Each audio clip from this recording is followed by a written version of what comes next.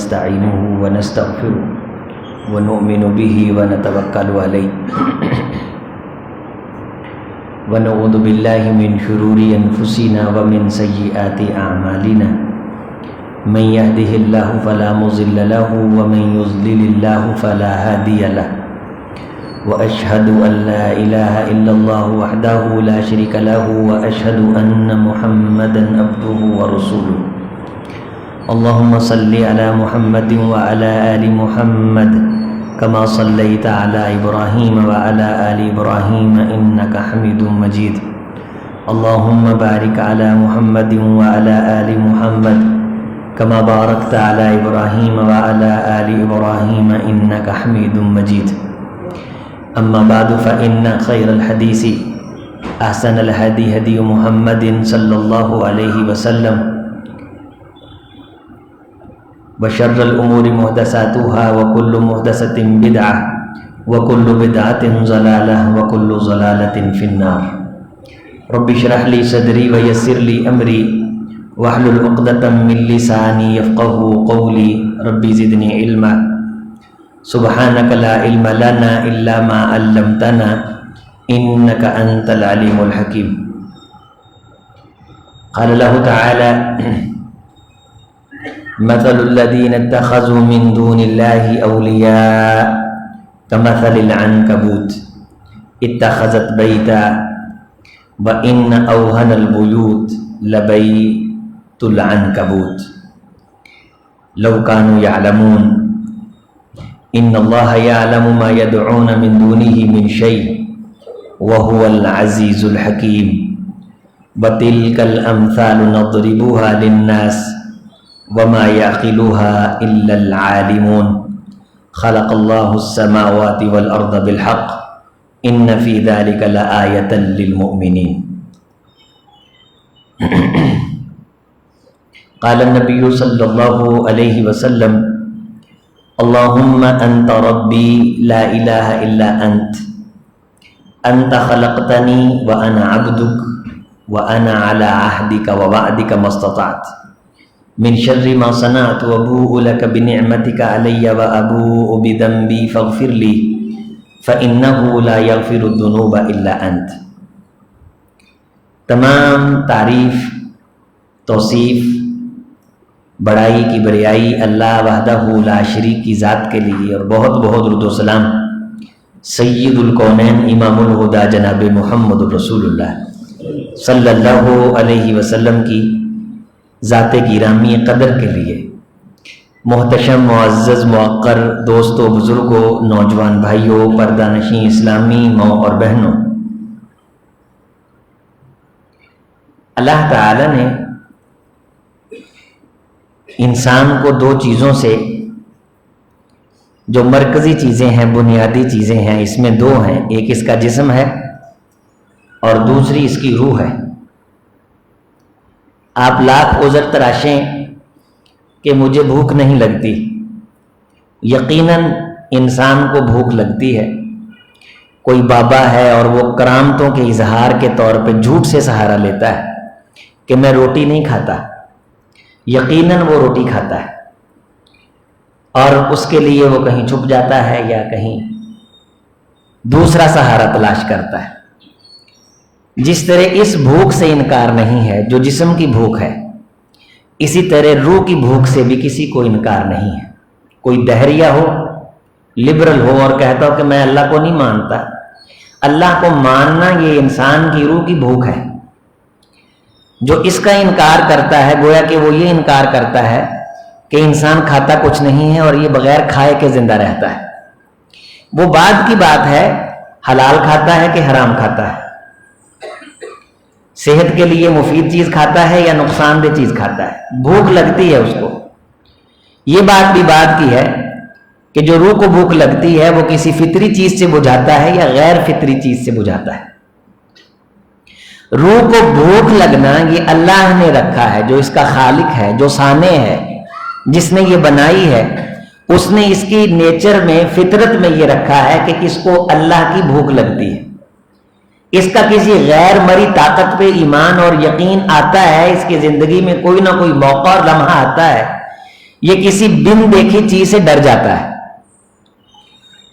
رسول اس فطرت کی وجہ سے آپ نے جو رستہ تلاش کرنا ہوتا ہے، اس اللہ کی دی گئی روحانی بھوک کی وجہ سے، وہ بتانے کے لیے آتا ہے کہ تم نے شراب نہیں پینی، یہ نقصان دیتی ہے.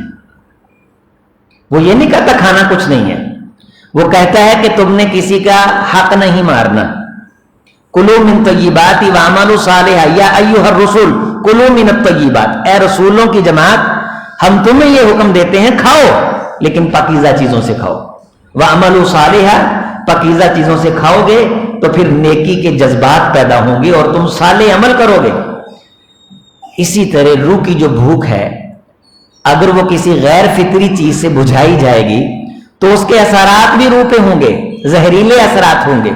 حرام کھانے کے اثرات جسم پہ زہریلے ہوتے ہیں، کسی کا حق مارنے کے اثرات جسم پہ زہریلے ہوتے ہیں، شراب کے اثرات زہریلے ہیں، سود کے اثرات زہریلے ہیں، رشوت کے اثرات زہریلے ہیں، بیماریوں کی شکل میں، ذہنی کلفت کی شکل میں، افراتفری کی شکل میں، خاندان کے تڑاؤ کی شکل میں، بے حسی کی شکل میں، بے مربتی کی شکل میں، یہ مسلمانوں کے سامنے اور عوام کے سامنے اور لوگوں کے سامنے مختلف حالات میں مختلف اندازوں سے عذاب کی شکل میں یہ اثرات سامنے آتے رہتے ہیں. اگر آپ حق حلال کے لیے کوشش نہیں کریں گے، حق حلال کی کمائی کے لیے محنت نہیں کریں گے، ذہن نہیں لڑائیں گے، تو آپ کو یقیناً ایسے بندے ملیں گے جو ساری رات جاگتے ہیں، پلان کرتے ہیں کہ کسی بندہ کا مال ٹھگنا کیسے. محنت یہ بھی کر رہا ہے، ایک کمائی کے لیے محنت کر رہا ہے اور ایک اس لیے محنت کر رہا ہے کہ جیبی کس طرح کاٹنی ہے، فلاں کا مال کس طرح ہتھیانا ہے، بینک کے اکاؤنٹ کس طرح چوری کرنے ہیں، کسی کے جائز کیش پہ اپنی تار بار کو بننا کیسے.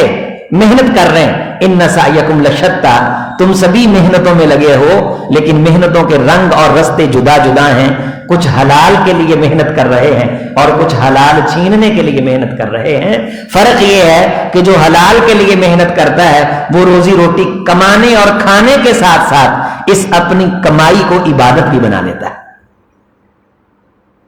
پوری دنیا میں اس روح کو تسکین دینے کے لیے روزانہ بڑے بڑے فلاسفر اور بڑے بڑے نفسیات کے سمجھنے والے وہ بیٹھتے ہیں اور کوئی نہ کوئی سسٹم اور نظام تشکیل دینے کی کوشش کرتے ہیں کہ یہ جو ہمارے معاشرے میں اضطراب اور پریشانی اور قلق بڑھتا چلا جا رہا ہے، اس اضطراب کا ہم کوئی نہ کوئی معاشرے کو حل دے سکیں.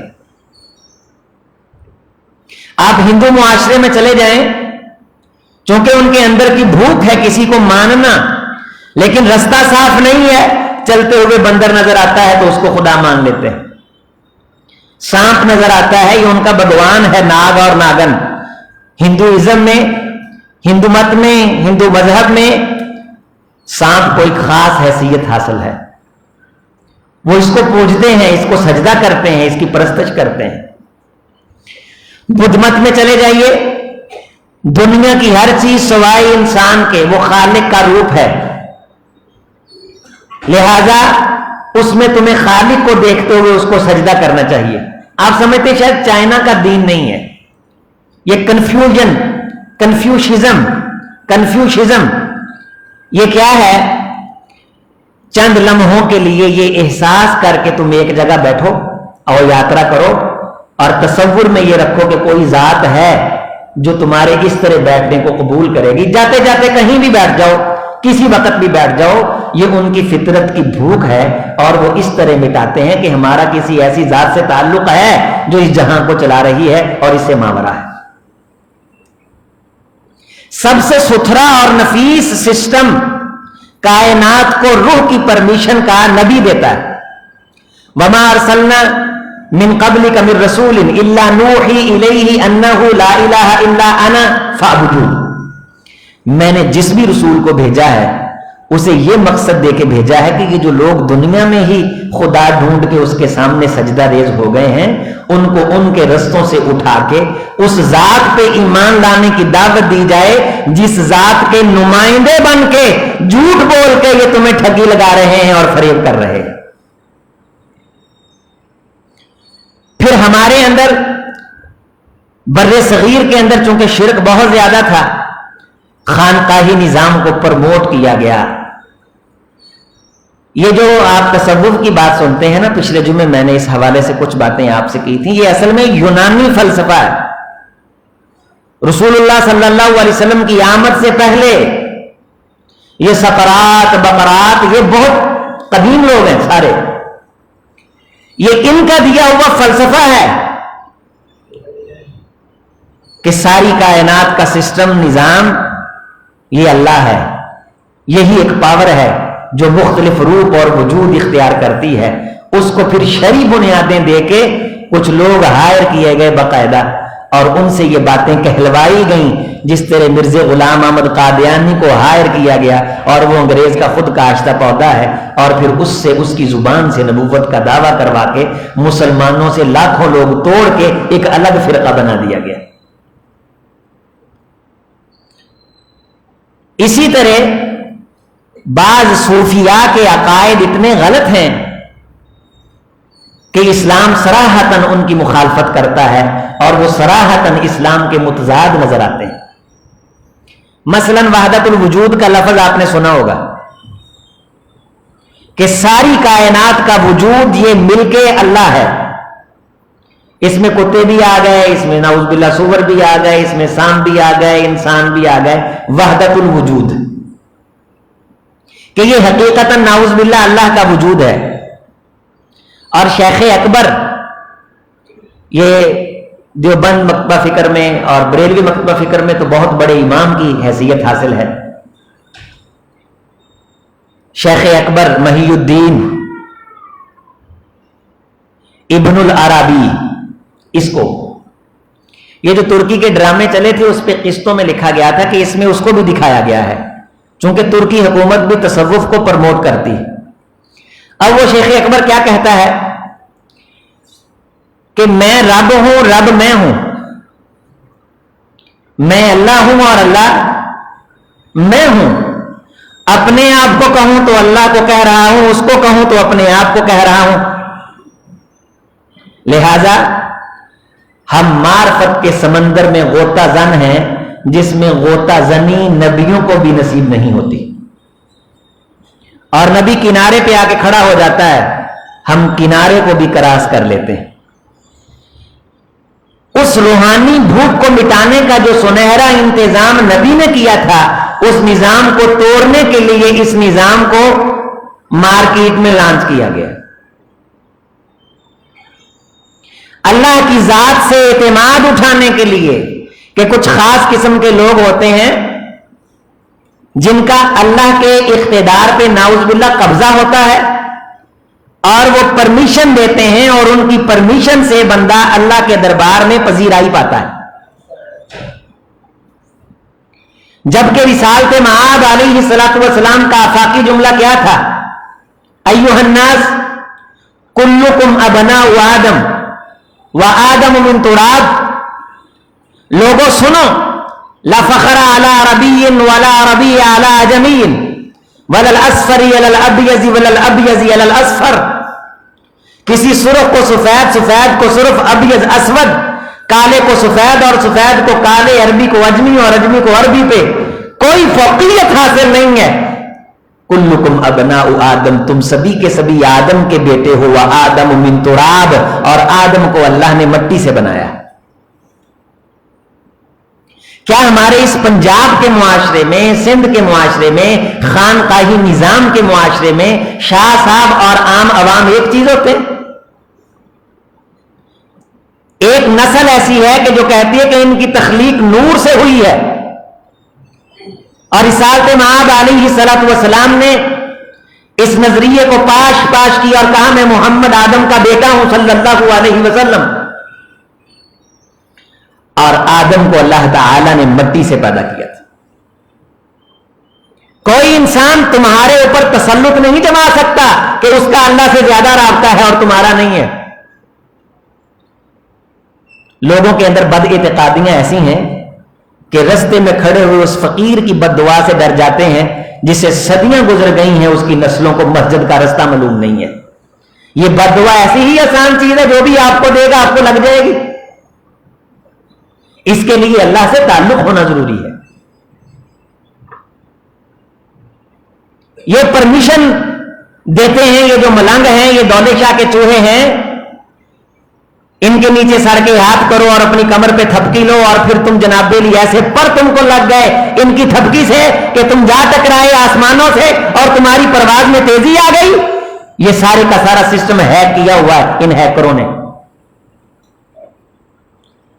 اس دور میں اہل توحید کی ذمہ داری بہت بڑھ جاتی ہے کہ اپنی نئی نسل کے اعتقاد کو سنوارنے کی ضرورت ہے کہ جب نصاب کی شکل میں من تو من ہی یہ ادائیں اور اس کے نام کے چیپٹر, اور پھر اسلام سے بندہ اتنا ماورا ہو جاتا ہے معرفت کے سمندر میں کھو کے کہ وہ جس سے چاہے عشق کے نام پہ, عشق مجازی اور عشق حقیقی کے نام پہ شریعت کی حدود کو پامال کرتا پھرے, حیا باخت کی کرتا پھرے اور خانقاہی سسٹم کے نظام پہ پھر بھنگ چرس اور گھوٹے چلتے پھرے اور پورے کے پورے سسٹم جو توحید کا نظام پیغمبر نے لانچ کیا ہے اس میں فساد پیدا کیا جائے, تخریب پیدا کی جائے اور نام اس کو تصوف کا دے دیا جائے. اور تصوف یہ اصلاً صوف سے ہے, یہ جو پرانے زمانے میں کچھ لوگ اس کے لیے پرموٹ کیے گئے تو وہ بہت بڑے بڑے موٹے لباس لے کے ایک جگہ بیٹھے رہتے تھے, کئی دن نہ انہیں گرمی محسوس ہوتی نہ سردی محسوس ہوتی, کچھ کپڑے اتار دیتے ہیں, کچھ موٹے موٹے کھیس سر کے اوپر لے لیتے ہیں, یہ کھیسوں والی سرکار ہے.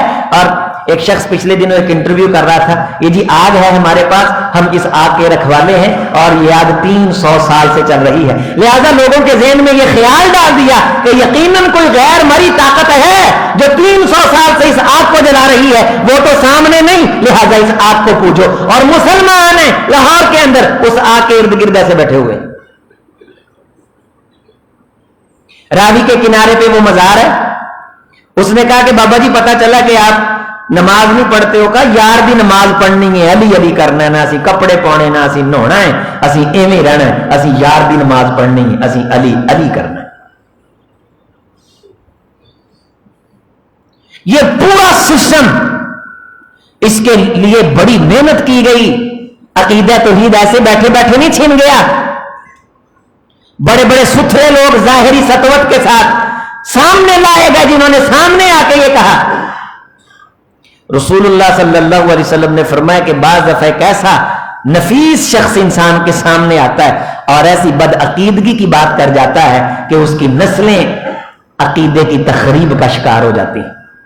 آپ علیہ السلام نے فرمایا کہ جب مجھے مکے سے نکالنے کی باتیں ہو رہی تھیں تو مشرکین ایک جگہ بیٹھے تھے اور کہہ رہے تھے کہ تم اس کو مارو, تم مارو. تو عرب کے اندر قبائل کا نظام چلتا ہے, ہر قبیلہ یہ کہتا کہ اگر ہمارا ایک شخص مارے گا تو کل قبیلہ اس کا اٹھ کھڑا ہوگا, تم بھی ساتھ مل جاؤ گے اور ہمارا بندہ اس کے بدلے میں قتل کر دیا جائے گا. ایک شخص بیٹھا تھا سائڈ پہ, کہنے لگا میں شیخ نجد ہوں, بارش اور بڑا بزرگ بن کے میں تمہیں ایک مشورہ دیتا ہوں, تم کسی پہ اعتراض نہیں کر سکو گے اور اپنے اس وعدے سے مکر بھی نہیں سکو گے اور قتل کرنے کے بعد ڈٹ بھی جاؤ گے. تم یوں کرو کہ تم ایک ایک اپنے خاندان کے نوجوان کو کھڑا کرو اور سارے مل کے اس کو قتل کر دیں. رسول اللہ صلی اللہ علیہ وسلم نے اس بات کو تفصیل سے کمپلیٹ کرتے ہوئے فرمایا وہ جو بزرگ ان کی مجلس میں آ کے بیٹھا تھا نا, جس نے شیخ نجد کہہ کے یہ مشورہ دیا تھا, وہ حقیقی شیطان تھا جو انسان کے روپ میں وہاں آ کے بیٹھ گیا تھا. آپ صلی اللہ علیہ وسلم کی ایک حدیث سنیے اور اس حدیث پہ آپ غور و فکر کیجئے کہ کیا اس طرز کے لوگ آپ کو اس معاشرے میں کیا نظر آتے ہیں یا نہیں نظر آتے ہیں. آپ صلی اللہ علیہ وسلم نے فرمایا کہ ایک وقت آئے گا کہ ظاہری طور پہ تمہیں وہ دیکھنے کو انسان محسوس ہوں گے اور بعض دفعہ وہ سچ مچ میں انسان ہوں گے, انسان محسوس ہوں گے اور بعض دفعہ سچ مچ میں وہ انسان ہوں گے, لیکن ان انسانوں کے جسم انسانوں کے ہوں گے جبکہ ان کے دل جو ہیں وہ شیاطین کے دل ہوں گے. شیاطین کے دل جو ہیں وہ انسانی جسموں میں آ جائیں گے. اللہ کے رسول صلی اللہ علیہ وسلم نے ان شیطانی دلوں والے ظاہری طور پہ انسانوں کو شیطان قرار دیا. کس بنیاد پہ؟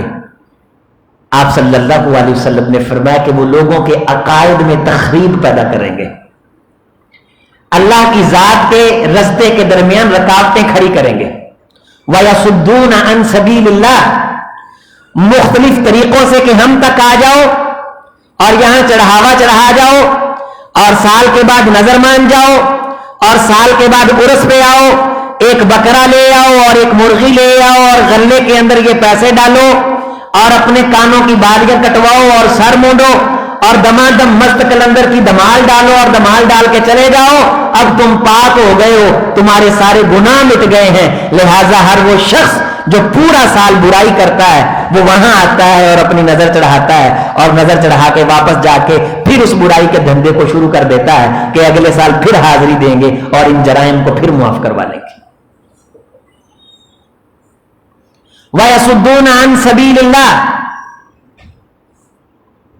وہ اللہ کے رستے سے روکنے والے ہوں گے، اللہ کے رستے سے دور کرنے والے۔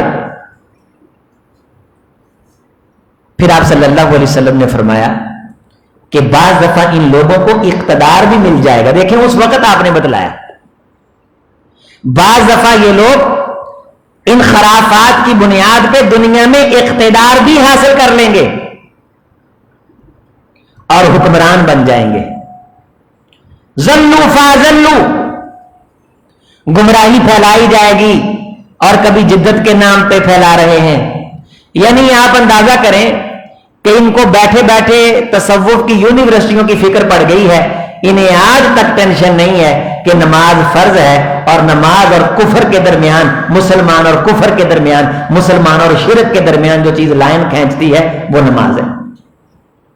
بین العبد و بین الکفر ترک الصلاۃ، بین العبد و بین الشرک ترک الصلاۃ۔ رسول اللہ صلی اللہ علیہ وسلم باقاعدہ حاضری چیک کرتے تھے اور فرمایا کرتے تھے جی کرتا ہے اپنے مصلی پہ کسی کو کھڑا کروں اور ان لوگوں کے گھروں کو جا کے آگ لگا دوں جو نماز میں حاضر نہیں ہوئے۔ مسلمان کی ذمہ داری ہے لا يستخلفنهم في الارض كما استخلف الذين من قبلهم ولا يمكنن لهم دينهم الذي ارتضى لهم ولا يبدلنهم من بعد خوفهم امنا يعبدونني لا يشركون بي شيئا۔ میں اگر کسی کو اقتدار دوں اور حکومت دوں تو اس بندے کی ذمہ داری ہے کہ وہ میری عبادت کو سپورٹ کرے، میری بندگی کرنے والوں کو سپورٹ کرے اور میری بندگی کے رستوں کو آسان کرے اور شرک کے خلاف کھڑا ہو جائے، تلوار سونپے، اپنی قوم کے اندر عقیدہ توحید کو پرموٹ کرے، پھیلائے، اور یہی نالج اور اسی سلسلے کے جمعے اور اسی سلسلے کے خطبات۔ لیکن آج میٹنگ ہو رہی ہے، بیٹھا جاتا ہے جناب چونکہ تصوف کو پرموٹ کرنا ہے لہذا حکومتی سرپرستی میں خطبات لکھے جائیں گے اور ممبر محراب پہ عوام کے جناب میری افکار وہ بنائے اور سنوارے جائیں گے۔ ان کے پاس حکومت ہے لیکن ڈر ان کو پھر بھی اس منبر سے ہے، انہیں معلوم ہے کہ لوگوں کی فکر یہاں سے بنتی ہے، لوگوں کی سوچ یہاں سے بنتی ہے۔ لوگوں کا یہ عقیدہ ہے، یہ اعتقاد ہے، یہ نظریہ کہ ہمیں اس منبر سے جو ملتا ہے وہ قرآن ملتا ہے یا جناب محمد رسول اللہ صلی اللہ علیہ وسلم کا فرمان ملتا ہے۔ اسی لیے اس شخص کو کہا گیا کہ وہ جنت سے محروم ہوگا اور اللہ کے غضب میں آئے گا جو لوگوں کو دین کی بات بتلاتا ہے لیکن اس کو پتا نہیں کہ کیا یہ واقعہ قرآن میں ہے کہ حدیث میں ہے، پتا نہیں، بتلا دی لیکن جا کے دیکھا کہ وہ قرآن میں تھی، حدیث میں تھی، بتلائی جب اس وقت نہیں پتا تھا اس کو۔ ایسے ہی کہا کہ اللہ کے رسول نے فرمایا، ایسے ہی کہا کہ قرآن میں آیا، لیکن بعد میں اس نے سوچا کہ میں نے کہہ تو دیا ہے لیکن میں نے پڑھا تو نہیں کہیں، لیکن پڑھا تو وہ مل گیا، اگرچہ اس کے وہ ہوائی خیال کی تائید حدیث سے ہو گئی، قرآن سے ہو گئی۔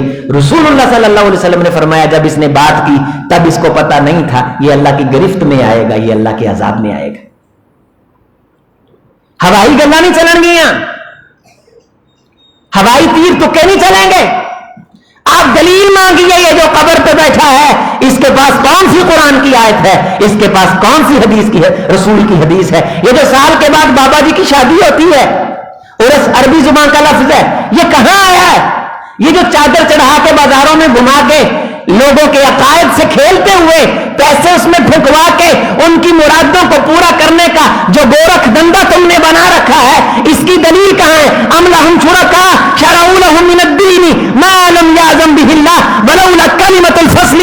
اور لوگوں یہ کلمہ حق، کلمہ فصل، میں قرآن میں تمہیں یہ کہتا ہوں کیا اللہ جیسا کوئی ہے, رسول جیسا کوئی ہے جو تمہارے لیے شریعت بناتا ہے اور تم اللہ اور اس کے رسول کو چھوڑ کے اس کی شریعت کے پیچھے لگ جاتے ہو؟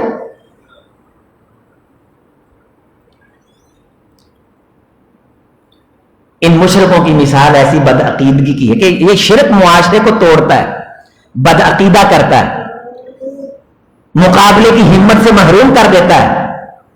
میدان جنگ سے آپ دیکھیں تمام صوفیہ کی تعلیمات متفقہ ہے کہ ہم جہاد نہیں کریں گے. مرزا قادیانی کو بھی اس لیے لانچ کیا گیا, اس نے کہا کہ جہاد میں نے منسوخ کر دیا, میں امام مہدی ہوں, میرا اللہ کے ساتھ ڈائریکٹ نعوذ باللہ تعلق ہے, لہٰذا میں شریعت کے اندر ترمیم کر سکتا ہوں. یہ ضروری ہے کہ لوگوں کے ذہن میں تبدیلی لانے کے لیے کسی شخص کو اس طرح پارسا ثابت کیا جائے, زمینی پیغمبر بنا کے لانچ کیا جائے تاکہ وہ لوگوں کے عقائد میں تخریب لے کے آئے, لوگوں کے عقائد میں فساد لے کے آئے. اور سب سے زیادہ جادو یہودیوں میں پایا جاتا ہے. آج بھی وہ یہودی جادو کے ذریعے سے ان کے پوپ اور ربی یہ ثابت کرتے ہیں, دھاک بٹھاتے ہیں کہ ہمارا اللہ سے خاص تعلق ہے, خبردار ہمارے راستے کو چھوڑا تو جل کے راکھ ہو جاؤ گے. افریقہ کے اندر ایک قبیلہ ہے جو آج بھی جادو کرتا ہے اور 1 سال کے بعد ان کا جشن ہوتا ہے. پچھلے دنوں انہوں نے اپنا جشن لائیو لانچ کیا ہوا تھا کہ وہ علیہ اعلان شیطان کو سجدہ کرتے ہیں اور جادو کی تعلیمات کے لیے ان کے سکول ہیں, کالجز ہیں اور باقاعدہ جادو کی تعلیم سکھلائی جاتی ہے. وہ جادو کو ایمان کہتے ہیں, اسے خیر کہتے ہیں کہ اس کے ذریعے سے ہم شیاطین کی خیر خواہیاں حاصل کرتے ہیں اور اس کے ذریعے سے ہم اپنے کام کرتے ہیں. لہٰذا آج کا دن شیطان کی عبادت کا دن ہے. آج ہم سبھی اس میلے میں اکٹھے ہوئے ہیں تاکہ اپنے جادو کے مظاہر ایک دوسرے کو دکھائیں اور پھر وہاں مظاہر کیے بھی جاتے ہیں, جانور ہیں, خون ہے, عجیب و غریب قسم کی خرافات ہیں کہ ایک سادہ اور نفیس طبیعت کا انسان وہ چند لمحوں کے کلپ ان کے دیکھ نہیں سکتا ہے اور پھر پرستش اور پوجا اور شیاطین کی ان کی اعتقاد اور ان کی عبادت اور ان کی عقیدت میں رنگ برنگے جملے. جس طرح آپ کو بالکل اس طرح قوال بیٹھا ہوا یہاں دربار پہ بیٹھا تو یہاں بابا جی کی تعریف زمین و آسمان کے قلعے مل گئے, پھر اپنے ڈھول کی تبلا اور تھاپ اٹھایا, وہاں چیچا وطنی میں کسی دربار پہ جا کے بیٹھ گیا, پھر کہا آئے ہیں تیرے در پہ بن کے سوالی, اوٹھو اٹھیا وہاں شرک کو پرموٹ کرنے والے. آپ ان کے رنگ ڈھنگ مختلف دیکھ سکتے ہیں, اصل نظریہ اور فکر ایک ہے کہ لوگوں کو اللہ کے صاف ستھرے نفیس رستے سے دور کر کے ان خرافات کے اندر الجھا دیا جائے تاکہ ان کی دنیا بھی برباد ہو اور آخرت بھی برباد ہو اور شیطان کی وہ محنت رنگ لائے جس کو وہ اللہ سے ضد کر کے آیا تھا کہ میں تیرے ان بندوں کو لَآتِيَنَّهُمْ مِنْ بَيْنِ أَيْدِيهِمْ وَمِنْ خَلْفِهِمْ وَعَنْ أَيْمَانِهِمْ وَعَنْ شَمَائِلِهِمْ وَلَا تَجِدُ أَكْثَرَهُمْ شَاكِرِينَ. جب انسان نے توبہ کی تو پھر اس نے سر میں خاک ڈالی, اس نے میٹنگ بلا کے کہتا ہے کہ آدم علیہ السلام کی نسل یہ ذریت انسانی بڑے بڑے کفر شرک گناہ میں محنت کر کے کرواؤں گا, توبہ کرے گی معاف ہو جائیں گے. میری محنت رائے گاں چلی گئی, میری زندگی لٹ گئی, مجھے کوئی مشورہ دو.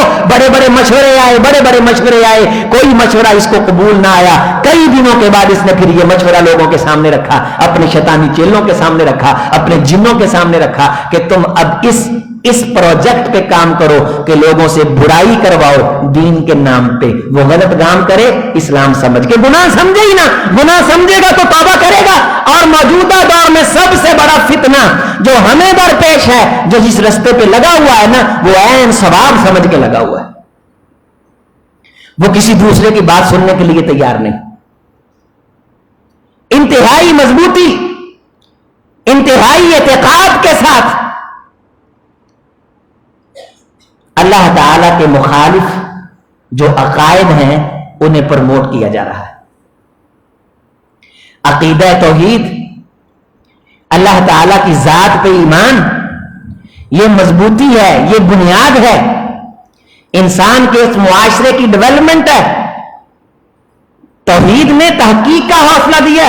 لوگ تو پتھروں سے ڈرتے تھے, قرآن نے کہا پتھر حجر خدا نہیں. لوگوں نے چیرا, تحقیق کے میدان کھلے, درختوں کو خدا مانتے تھے, دریاؤں ندیوں کو خدا مانتے تھے.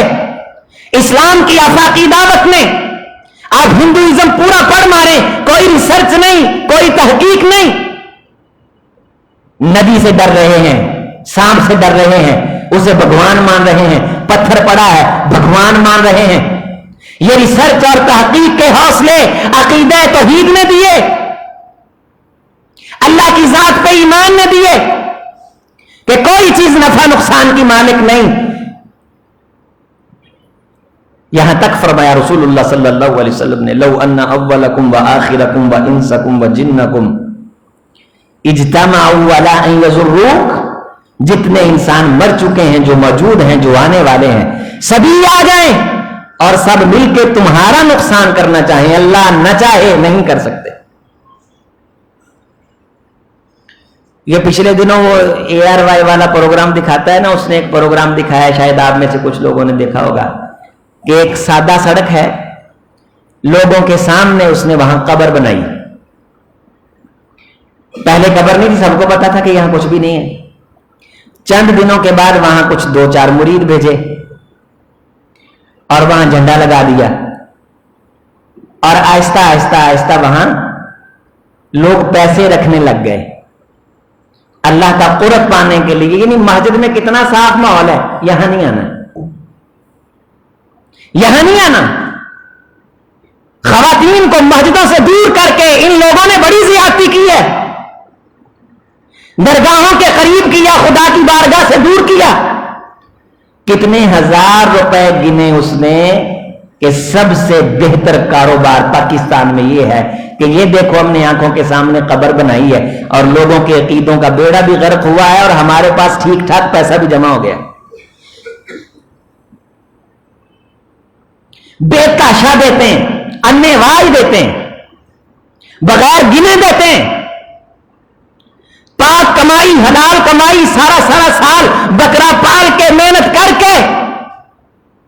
رسول اللہ صلی اللہ علیہ وسلم نے فرمایا کہ ایک شخص اپنی ساری زندگی میں 1 روپیہ کسی غیر کے نام پہ دے، اللہ اس کی ساری زندگی کو اس روپے کی وجہ سے اکارت کر دیتے ہیں۔ لا یحبطن اعمالک، تمہارے ہم سبھی کے سبھی اعمال ضائع کر دیں گے۔ ایک یہاں پیراگراف تھا میرے پاس کہ کس طرح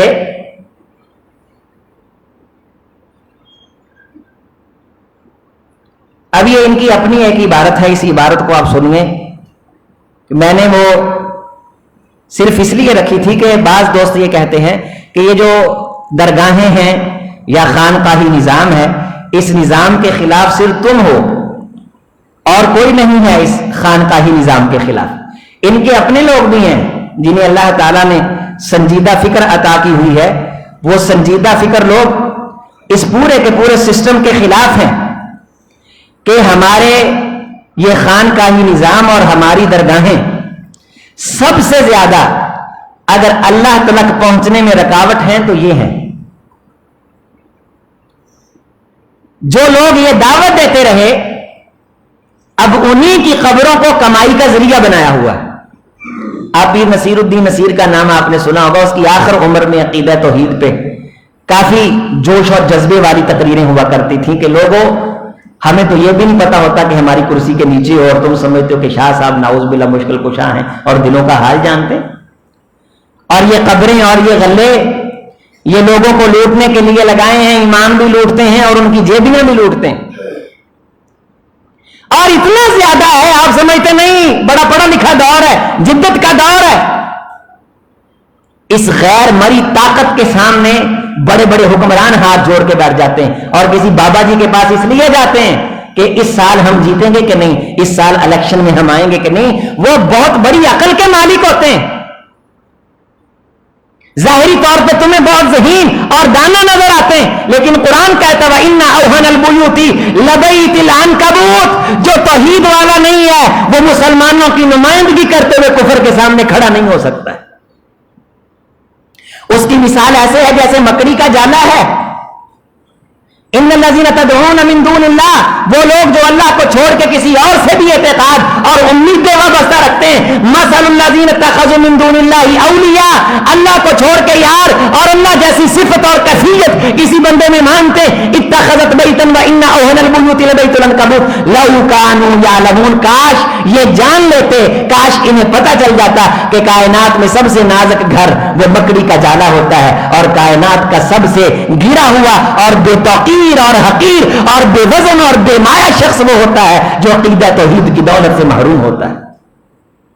اسے کہیں خیر نہیں پڑتی، اسے کہیں عزت نہیں ملتی. یہ تم جھوٹ بولتے ہو کہ فلاں پارلیمان میں ہمارا وزیر گیا ہے اور اس کو عزت مل گئی ہے، فلاں علاقے میں گیا ہے اس کو عزت مل گئی ہے. تمہاری آنکھیں دھوکہ کھا رہی ہیں. جس کے پاس عقیدہ توحید کی دولت نہیں ہے اس کی اوقات اتنی ہے جیسے مکڑی کا جالا.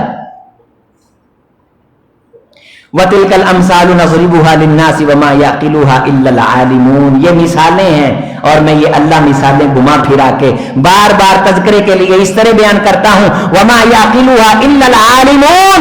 نہیں عقل سے کام لیں گے مگر وہی جن کو قرآن اور حدیث پڑھنے کی توفیق ملے گی.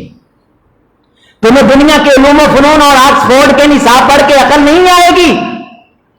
عالم بن کے عقل آئے گی، دین سیکھ کے عقل آئے گی، قرآن سیکھ کے عقل آئے گی، حدیث سیکھ کے عقل آئے گی. اور تخریب کہاں سے آئے گی؟ تخریب تب آئے گی جب تم قرآن اور سنت کے علاوہ کسی تیسری چیز کو نصاب بناؤ گے. میں آپ کو ایک مثال دیتا ہوں، نام لے کے مثال دیتا ہوں. مثلا ڈاکٹر طاہر القادری صاحب کا آپ نے نام سنا ہے، قرآن مجید کا بھی عالم ہے، حدیث کا بھی عالم. آپ کہیں گے پھر تخریب کہاں سے آئی؟ تخریب قرآن سے نہیں آئی، حدیث سے نہیں آئی. انہوں نے قرآن اور حدیث کو کافی نہیں سمجھا. تصوف کے اندر صوفیوں کے اعتقاد اور نظریات کو بطور نصاب لانچ کیا، اور جو خرافات ہیں وہ نہ قرآن سے دلیل دیتے ہیں نہ حدیث سے دلیل دیتے ہیں. اگر آپ کو وہ قوالی میں بیٹھے نظر آتے ہیں، اگر قوالی اور محفل سما کرواتا نظر آتا ہے تو وہ قرآن اور حدیث کی دلیل کی بنیاد کو نہیں، اس نے کافی نہیں سمجھا. اس نے ایک تیسری چیز ایڈ کر دی، تصوف کے نصاب کے نام پہ، صوفیاء کے نظریات اور افکار کے نام پہ. اب ان نظریات کی بنیاد پہ جتنی خرافات ہیں آپ کو اس بندے کے نظام میں بھی نظر آئیں گی جو قرآن اور سنت کا عالم ہے لیکن اس کو کافی نہیں سمجھتا. ساتھ میں تیسری چیز کو بھی ایڈ کر رہا ہے کہ ہمارا بر صغیر کا خانقاہی سسٹم بڑا پرانا ہے، ہماری فلاں فلاں درگاہیں ہیں اور ان درگاہوں سے یہ سلسلہ ہم تک نسلم بعد نسل سینہ بسینہ منتقل ہوا ہے، اور ہم خوابوں کے اندر جا کے کئی سال امام ابو حنیفہ سے بھی پڑھاتے ہیں اور فلاں سے بھی پڑھاتے ہیں. لہٰذا دین کی کچھ ایسی چیزیں بھی ہیں جو چھپی رہ گئی ہیں، اور وہ چھپی ہوئی چیزیں خاص معرفت کے سمندر میں کودنے سے، الٹا لٹکنے سے، دمال ڈالنے سے، بنگ چرس پینے سے، دھوپ میں کھڑے ہونے سے، سر منڈوانے سے، کراچی سے پیدل چل کے آنے سے ملتی ہیں. اس لیے اہل حدیثوں کے اندر یہ چیزیں نہیں ہیں، لہٰذا انہیں معرفت کے علوم بھی حاصل نہیں ہو سکتے. کتنی دیدہ دلیری ہے کہ معرفت کے سمندر کے نام پہ یہ دعویٰ کیا جاتا ہے کہ نعوذ باللہ رسالت مآب علیہ الصلوۃ والسلام دین کو مکمل کر کے نہیں گئے. یونیورسٹی سسٹم کے نام پہ، کالج سسٹم کے نام پہ، نصاب کے نام پہ، اس فکری ارتقاء کے نام پہ بجٹ باہر منظور ہو رہا ہے کہ اس فکر کو تم پرموٹ کرو، اس پہ ڈرامے بناؤ، کیونکہ قوم ڈرامے دیکھنے کی بڑی عادی ہو چکی ہے. ڈراموں کے لیے آنن فانن بجٹ منظور ہو جاتا ہے، ان خرافات کے لیے آنن فانن بجٹ منظور ہو جاتا ہے. ہم تو اپنی یہ چھوٹی سی میراث لیے بیٹھے ہیں اپنے اسٹیج کے ارد گرد، جن کے عقائد سنوارنے کی بات کرتے ہیں، اور یقیناً سمجھ آ جاتی ہے بعض دفعہ. پچھلے جمعے جو میں رینٹ پہ گاڑی لے کے آیا ڈرائیور تھا، وہ اسی فکر سے تعلق رکھتا تھا، لیکن باہر غرض اسے بیٹھنا پڑا. اور ہمارا کبھی بھی یہ نظریہ نقد برائے نقد کا نہیں ہوا، نقد برائے اصلاح کا ہوتا ہے کہ کسی غلطی کی نشاندہی اس لیے کرتے ہیں کہ اس کی اصلاح ہو جائے. صرف بلیک میل کرنے کے لیے نہیں کرتے، کسی پہ صرف الزام تراشی کے لیے نہیں کرتے، کسی کو رسوا اور ناکام کرنے کے لیے نہیں کرتے. صرف یہ کرتے ہیں جب پچھلے جمعے میں نے کہا تھا کہ کہا جائے گا هل ينصرونكم أو ينتصرون، انہیں تم اللہ کو چھوڑ کے مانتے تھے، ان کے اوپر اعتقاد رکھتے تھے. بچوں کا بیری کے نیچے بندے کھڑے ہوئے ہیں، ایک اہل حدیث کا نے لائیو بھی چلایا آج سے 4 دن پہلے فیس بک پہ، سوشل میڈیا پہ، سبھی پہ. اب تو آسانی ہوگی، آپ یہ خرافات اپنی آنکھوں سے دیکھ لیتے ہیں. 20 لوگ ہیں، سینکڑوں لوگ ہیں بیری کے نیچے، جھولیاں، بندے بھی بڑیاں بھی ایویں جھولیاں چا کے کھڑے نے. بیر ڈگا تے پت، پتا ڈگا تے کڑی. یہ آپ عظیم اختر پہ جائیں، وہاں شعر ہے، وہاں دیکھ لیں گے آپ، فیس بک پہ عظیم اختر ہے. وہ ہم نے تو نہیں کھڑے کیے. اگر آپ کو اللہ نے بچایا ہے اور آپ کی وجہ سے اللہ آپ کی نسل کو بچا لیتا ہے، آپ کامیاب ہیں۔ رسول اللہ صلی اللہ علیہ وسلم نے فرمایا وہ شخص مجھ محمد کی طرف سے مبارکباد موصول کرے صلی اللہ علیہ وسلم، جس کا باپ بھی مسلمان تھا، عقیدہ توحید والا تھا، اور وہ خود بھی مسلمان ہے اور عقیدہ توحید والا ہے، اور آگے اس کی نسل بھی مسلمان اور عقیدہ توحید والی ہے، اس بندے کو مجھ محمد کی طرف سے مبارکباد ہو صلی اللہ علیہ وسلم۔ اور اتنا تو کر جاؤ یار، بخت بیدار ہیں جن کے امی ابے بھی اہل حدیث اور خود بھی عقیدہ توحید والے اور آگے نسل بھی عقیدہ توحید والی۔ ہم نے آپ کو کب کہا؟ آج تک کسی ہمارے عالم دین سے، مفکر محدث سے، اور جن کی راتیں اتنی پاک ہیں کہ فرشتے ان کی پاکی پہ ناز کرتے ہیں، جن کی آنکھوں سے بہنے والے آنسوؤں سے فرشتے غسل کرنا اور ان کو چھونا اپنی سعادت سمجھتے ہیں، ایسے ایسے مشائخ، ایسے ایسے بزرگ جنہیں ہم جانتے ہیں، دن سارا دن حدیث پڑھاتے ہیں، چند گھنٹے کی نیند کے بعد پھر مصلے پہ آ کے اللہ کو راضی کرتے ہیں، آدھا آدھا پارا ظہر کی 4 سنتوں میں جب سے ہوش آیا پڑھ رہے ہیں، 10 پارے روزانہ قرآن کی تلاوت کر رہے ہیں، بخاری کی تدریس بھی ہو رہی ہے، مسلم کی تدریس بھی ہو رہی ہے، 5 وقت کی نماز ہے، ایک 8 سال کے پیریڈ میں ہم کبھی ایک رکعت رہتی نہیں دیکھتے، تکبیر اولا رہتی نہیں دیکھتے، تکبیر اولا سے پہلے 4 سنتیں ہیں وہ رہتی نہیں دیکھتے، 2 سنتیں ہیں وہ رہتی نہیں دیکھتے، اگر 4 ہیں 2 کر کے وہ رہتی نہیں دیکھتے۔ اتنے پاک لوگ، اتنے پارسا لوگ، کیا ان کی زبان سے کبھی ہم نے تو اپنی زندگی میں نہیں سنا کہ ہم نے اس عبادت کی بنیاد پہ اللہ سے کچھ راز پا لیے ہیں جو تمہارے پاس نہیں ہے، لہذا تم ہمیں سجدہ کرو، ہم آگے سجدہ کرتے ہیں، تمہاری ہمارے آگے، ہماری اس کے آگے نہیں۔ ہم اسے معتبر سمجھتے ہیں جو بندوں کے در سے اٹھا کے پروردگار بندگان کے در پہ لوگوں کو جھکاتا ہے۔ معاشرے کے اندر ایک تخریب ہے، ایک فساد ہے، اس فساد کے مقابلے کے لیے آپ کو بیدار ہونا ہے، اسے لائق نہ لیں۔ قرآن مجید یہ کہتا ہے اسے ہنسی شغل نہ سمجھیں، سچ مچ میں اس تقریب کا رد کریں۔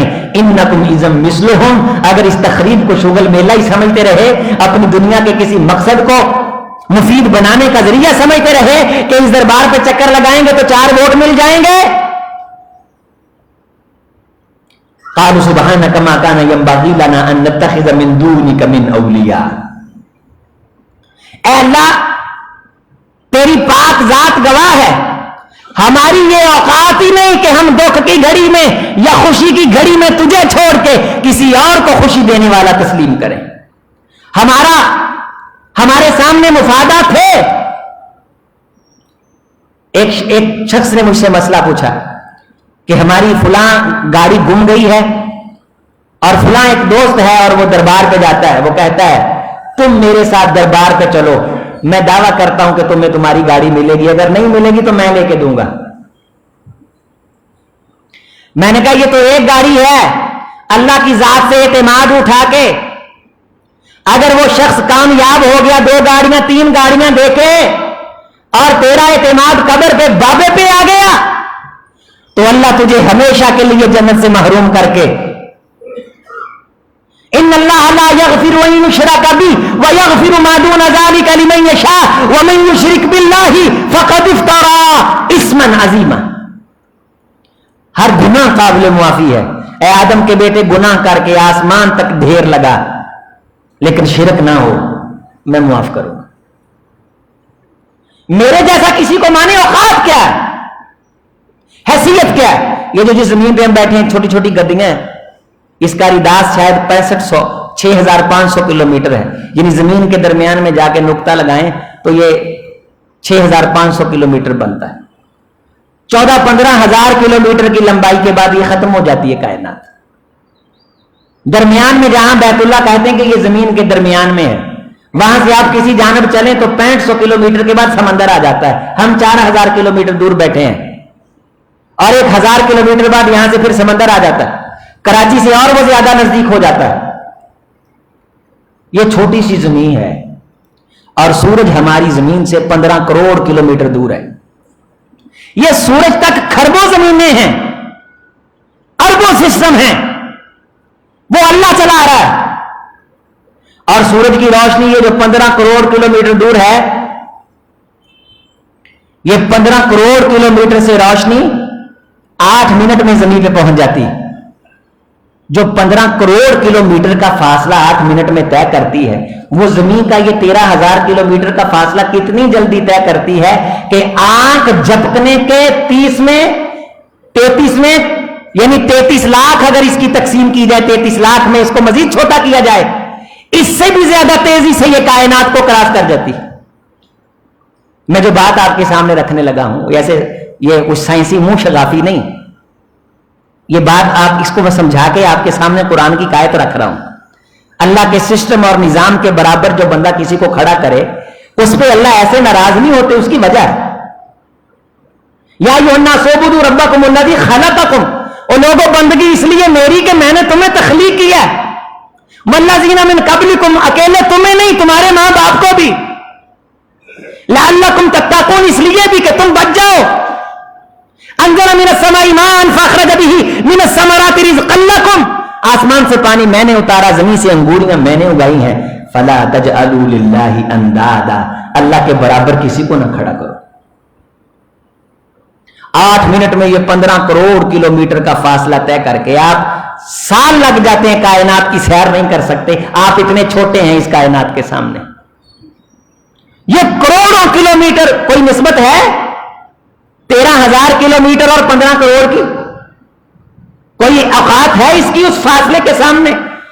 تو سورج سے آسمان کتنا اوپر ہے پتہ نہیں. فرمایا کہ یہ روشنی جس رفتار سے چل رہی ہے اسی رفتار سے چلتی رہے، اسی رفتار سے چلتی رہے. اور کتنی دیر چلتی رہے؟ یدبر الامر من السماء الى الارض ثم يعرج الیہ فی یوم کان مقدارہ 1000 سنۃ مما تعدون. 1000 سنۃ 1000 سال، 1000 سنۃ بولے 1000 سال، مما تعدون جو تم گنتے ہو، جو تم شمار کرتے ہو. 1000 سال یہ روشنی چلتی رہے، کہاں پہنچتی ہے؟ 15 کروڑ کلومیٹر کا فاصلہ 8 منٹ میں طے کر رہی. زمین کی لمبائی کی اس روشنی کے سامنے اوقات کوئی نہیں. 1000 سال چلے تو کہاں پہنچے؟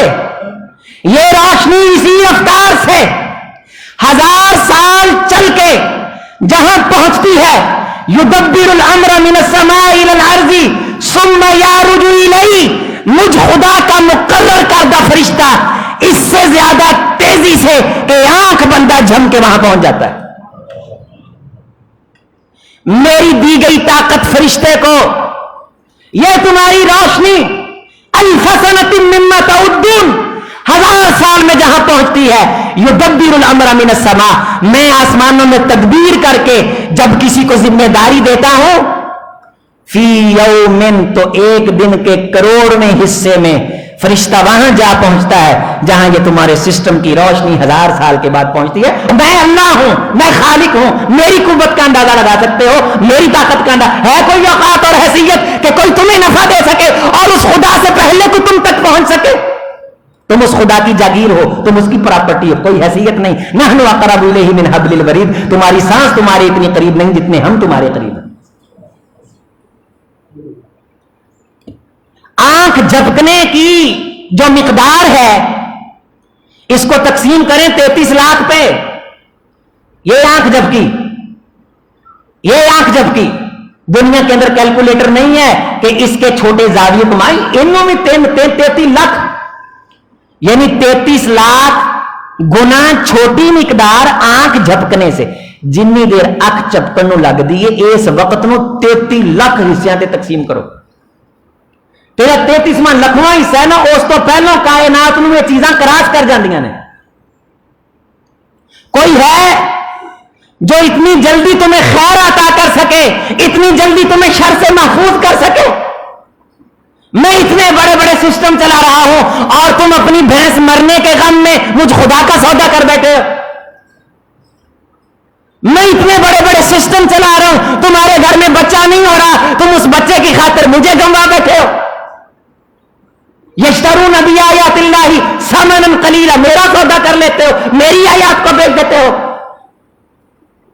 ہر چیز گوارا ہے آدم کے بیٹے، لو بلغت ذنوبک عنان السماء، میں خدا ہوں، میرے حوصلے بڑے ہیں، غفرت لک ولا ابالی، میں تیرے لیے تیرے سبھی گناہوں کو معاف کروں گا، مجھے پرواہ کوئی نہیں ہے، لیکن اس گناہوں کی تیری اتنی بڑی لات کے اندر میرے ساتھ شرک نہ ہو۔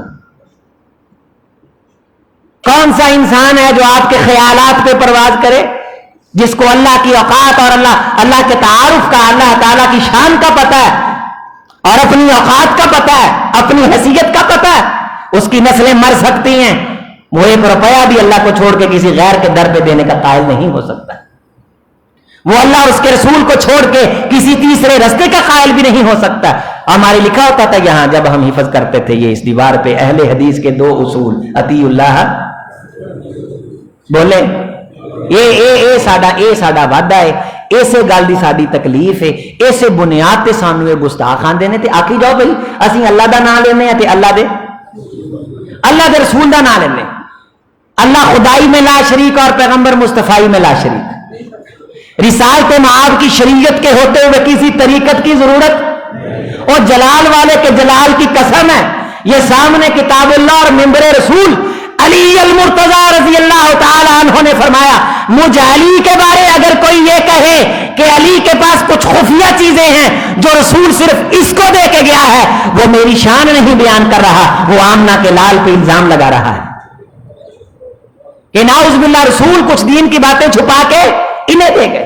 اوے آؤ دوستو، عزیزو، میرے بزرگوں اور معزز خواتین، بد اعتقادی کو ٹھوکر ماری عقیدہ توحید کی دولت سے، جاء الحق وزهق الباطل ان الباطل کان زہوقا، اس حق آنے کے بعد باطل ٹھہرتا نہیں، کوئی جادو ٹونے سے پریشان ہے، کوئی کہتا ہے کہ کاروبار میں بندش ہے، کسی نے کچھ کیا ہے، تکلیف ہے، اللہ کے سامنے 2 رکعتیں ادا کر، وضو کر اور 2 رکعتیں ادا کر کے اس سے دعا مانگ، سید الاستغفار پڑھ، خیر و شر کا مالک، کائنات کے خزانوں کا خالق ایک اللہ ہے، کسی ہزاروں بندوں سے فون پہ رابطے کر رہا ہے کہ ان کا نعوذ باللہ شاید اللہ تعالیٰ سے زیادہ رابطہ ہے۔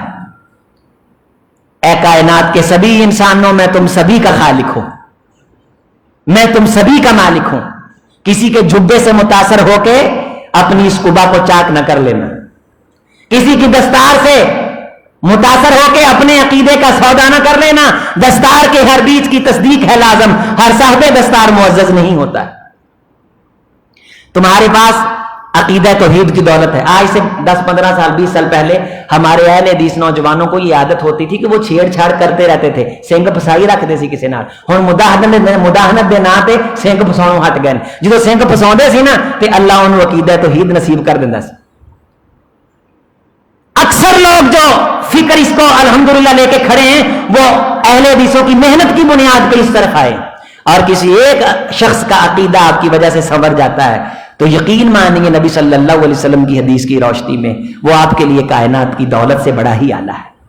اس منبر کے ذریعے سے اللہ ہمارے عقائد سنوارے، عقیدہ توحید اور قرآن و سنت کی باتوں سے اللہ ہماری فکر نکھارے، اللہ تعالیٰ اس عقیدے پہ استقامت عطا کرے جو عقیدہ نبی اور صحابہ کرام رضوان اللہ علیہ مجمعین کا تھا، اور اسی عقیدے پہ ہم زندگی گزاریں اور خرافات کے ذریعے سے لوگوں کو گمراہ نہ کریں۔ اللہ تعالیٰ ہم سب کو محفوظ و مامون رکھے۔ اقول قولی ھذا استغفر اللہ لی ولکم ولسائر المسلمین۔